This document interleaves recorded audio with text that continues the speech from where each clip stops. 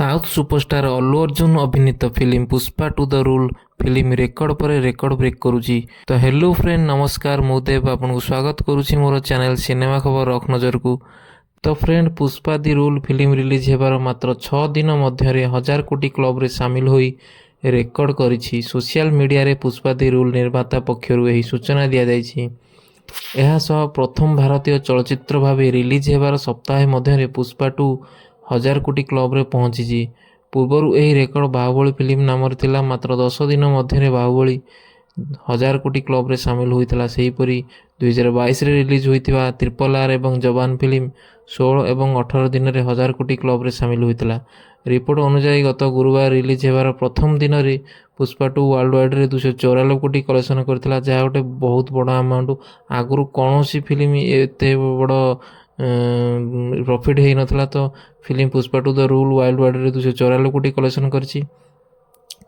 ସେହିପରି ଏହି film release ହେବାର ଦ୍ୱିତୀୟ ଦିନରେ 155 କୋଟି ଇନକମ୍ କରିଥିଲା ଏବଂ ତୃତୀୟ ଦିନରେ 172 କୋଟି ଏବଂ ଚତୁର୍ଥ ଦିନରେ 208 କୋଟି, ପଞ୍ଚମ ଦିନରେ ବିଶ୍ୱବ୍ୟାପୀ 93 କୋଟି ଟଙ୍କା ବ୍ୟବସାୟ କରିଛି।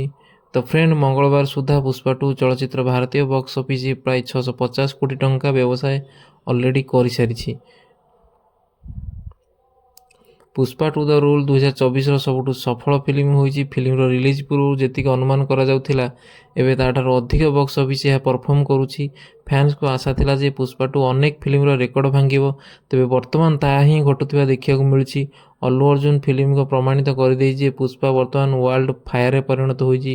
ଶାହରୁଖ ଖାନଙ୍କ ଫିଲ୍ମ ଯବାନ ଏବଂ ପଠାନକୁ ପଛରେ ପକାଇବା ପରେ ବର୍ତ୍ତମାନ ରଣବୀର କପୁରଙ୍କ ଆନିମଲ୍ ଫିଲ୍ମକୁ ଲାଇଫ୍ ଟାଇମ୍ କଲେକ୍ସନକୁ ପଛରେ ପକାଇଛି।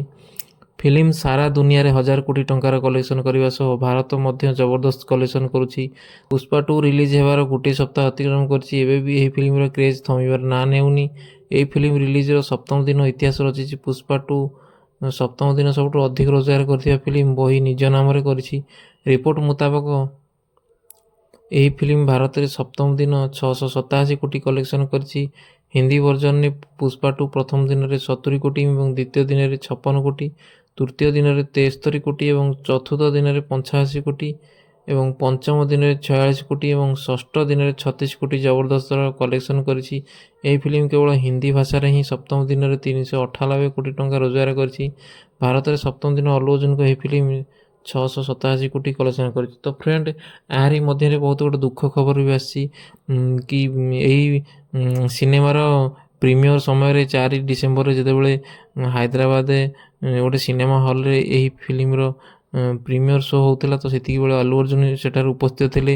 ତାରି ମଧ୍ୟରେ ଲୋକମାନେ ଏତେ ଭିଡ଼ ଥିଲା ଯେ ସେଥିରେ ଦଳା ଚକଟା ହୋଇ ହାଇଦ୍ରାବାଦର ଗୋଟେ ସ୍ତ୍ରୀ ଲୋକଟି ମୃତ୍ୟୁବରଣ କରିଛନ୍ତି, ଯାହାଫଳରେ ଅଲ୍ଲୁ ଅର୍ଜୁନ ଆରେଷ୍ଟ ହୋଇକି ଜେଲକୁ ଯାଇଥିଲେ। ତ ତାଙ୍କୁ ଗୋଟେ ରାତି ସେହି ଜେଲରେ ରହିବାକୁ ପଡ଼ିଥିଲା ଏବଂ ତାପରେ ବେଲ୍ ମିଳିଯାଇଥିଲା।